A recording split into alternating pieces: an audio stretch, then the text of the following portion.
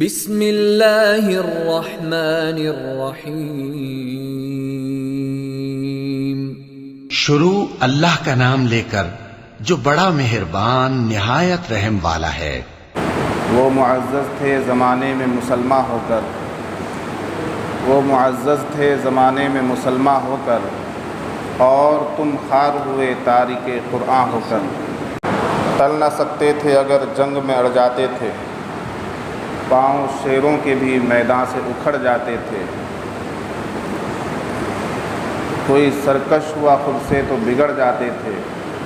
تیر کیا چیز ہے ہم توپ سے لڑ جاتے تھے۔ تھے وہ آبا ہی تمہارے مگر تم کیا ہو، ہاتھ پر ہاتھ دھرے منتظر فردا ہو۔ محترم مصلیان کرام، معزز حاضرین اور قابل قدر دینی بھائیوں،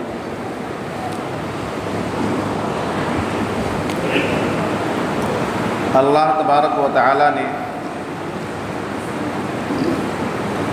ہم پر احسان اور انعام کا معاملہ فرمایا کہ اس نے ہمیں اور آپ کو مسلمان بنایا اور خیر امت میں پیدا فرمایا۔ اللہ تبارک و تعالیٰ کا ارشاد ہے، ان الدین عند اللہ الاسلام، اللہ کے نزدیک جو دین قابل قبول ہے وہ صرف اسلام ہے۔ اللہ تبارک و تعالیٰ فرماتا ہے، کنتم خیر امۃ اخرجت للناس تأمرون بالمعروف وتنہون عن المنکر، تم سب سے بہترین امت ہو، لوگوں کی نفع رسانی کے لیے نکالے گئے ہو، نیکیوں کا حکم کرتے ہو، برائیوں سے روکتے ہو۔ اللہ تبارک و تعالیٰ کا ارشاد ہے، وَأَنْتُمُ الْأَعْلَوْنَ إِن كُنتُم مُؤْمِنِينَ، تم ہی سربلند رہو گے، تم ہی فتح یاب رہو گے، تم ہی کامیاب رہو گے اگر تم مومن رہے۔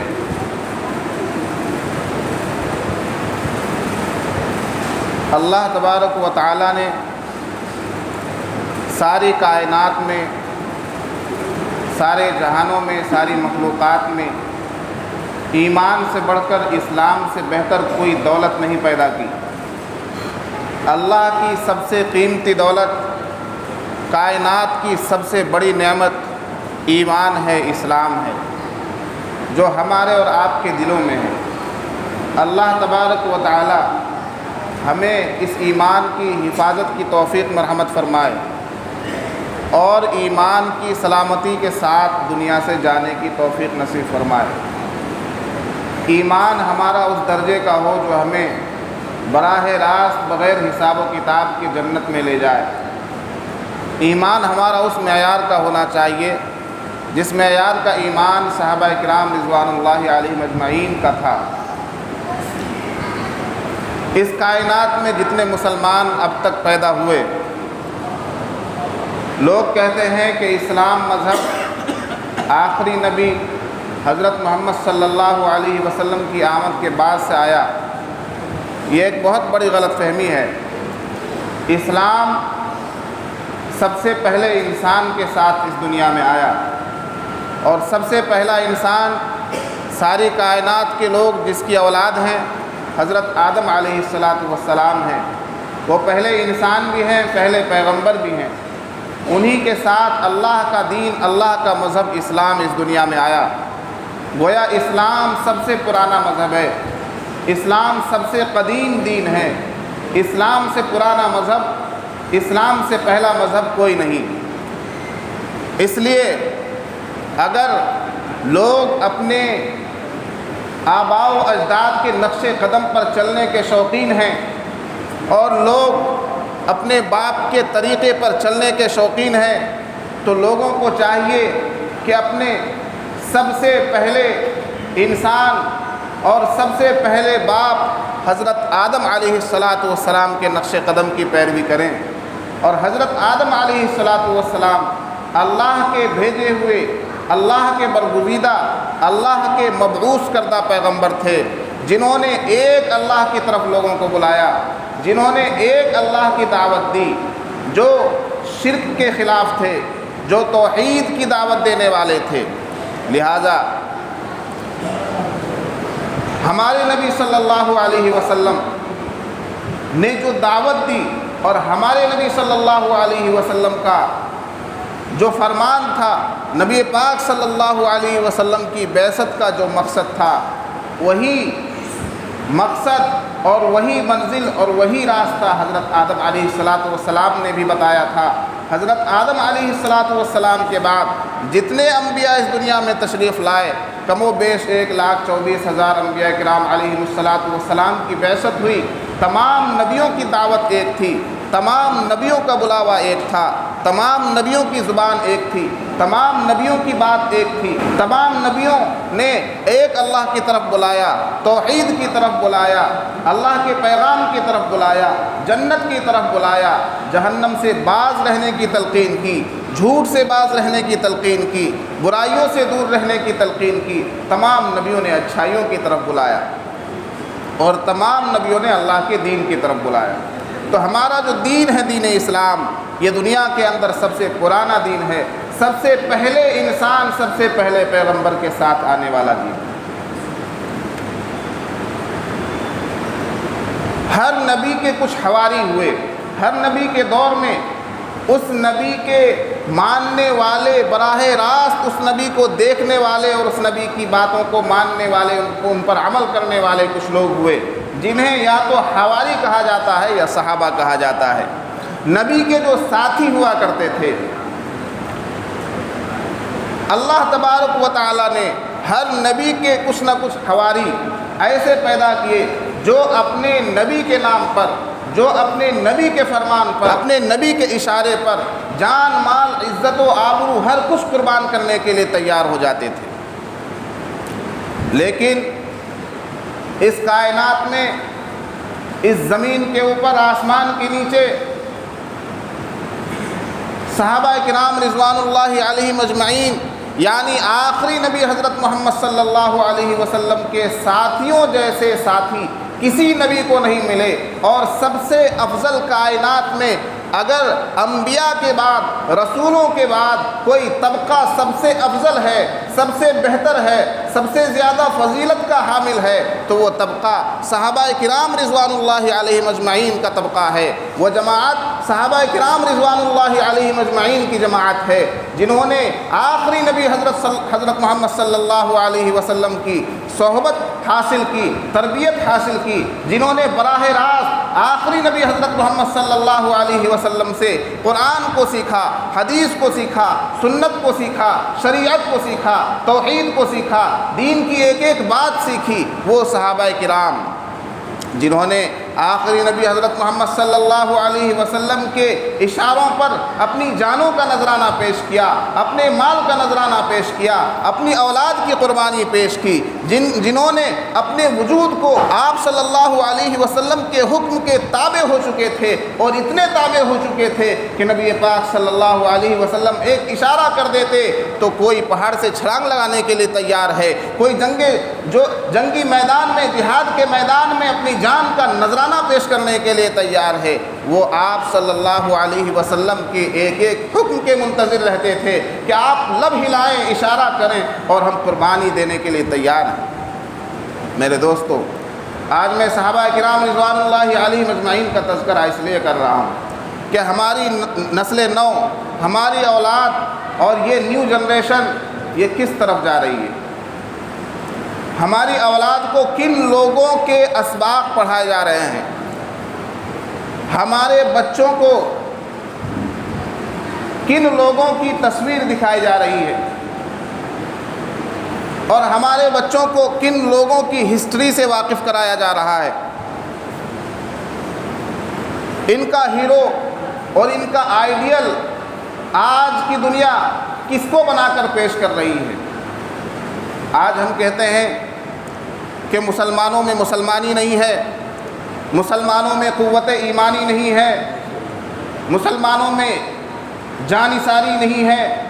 مسلمانوں میں خودداری نہیں ہے، صداقت نہیں ہے، سچائی نہیں ہے، ایمانداری نہیں ہے، جان لٹانے کا جذبہ نہیں ہے، مال لٹانے کا جذبہ نہیں ہے، دین پر چلنے کا طریقہ نہیں ہے، یہ ساری باتیں ہم کہتے ہیں۔ بہت سی وجوہات ہیں، لیکن ایک وجہ جو اہم وجہ ہے وہ یہ ہے کہ ہم اور ہمارے بچے اور آج کے دور کے لوگ یہ صحابہ کرام کی زندگیوں سے واقف نہیں۔ اسلام کے اولین مخاطب نبی پاک صلی اللہ علیہ وسلم کے براہ راست مخاطبین وہ صحابہ کرام رضوان اللہ علیہم اجمعین، ان کی زندگیوں سے، ان کی حیات طیبہ سے، ان کی سیرت و کردار سے ہم اور ہماری اولاد ناواقف ہے۔ تو کیسے ہم دین پر چلنے والے بنیں گے؟ کیسے ہمارا ایمان صحابہ کے ایمان کی طرح بنے گا؟ کیسے ہمارا جذبہ ایثار صحابہ کرام کے جذبے کی طرح ہوگا؟ کیسے ہم دین پر اس طرح سے چلیں گے جس طرح صحابہ کرام نے چل کر دکھایا؟ کہ اللہ تبارک و تعالیٰ نے ان کے لیے قرآن میں مغفرت کا اور اجر عظیم کا وعدہ فرمایا، قرآن میں صحابہ کرام کی تعریف فرمائی، فرمایا اولئک هم المفلحون، وہ لوگ سب کے سب کامیاب ہیں۔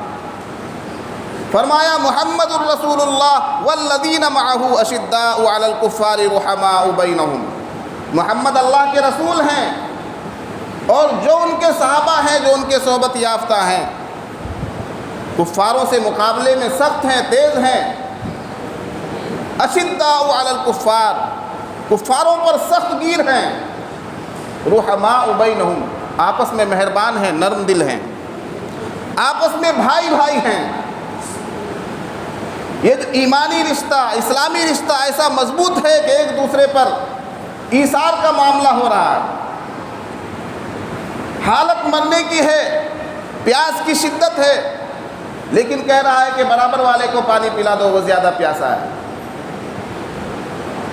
مکے سے ہجرت کر کے مہاجرین مدینے جا رہے ہیں تو وہاں کے انصار ان کے ساتھ کیا حسن سلوک سے پیش آتے ہیں کہ دیکھو ہمارے 2 گھر ہیں، 1 گھر تم لے لو، ہمارا اتنا اثاثہ ہے، آدھا اثاثہ تم لے لو، ہمارے پاس اتنی پراپرٹی ہے، آدھی پراپرٹی تم لے لو، میرے پاس کھیتیوں کی اتنی زمینیں ہیں، آدھی کھیتی تم لے لو۔ یہ جذبہ ایثار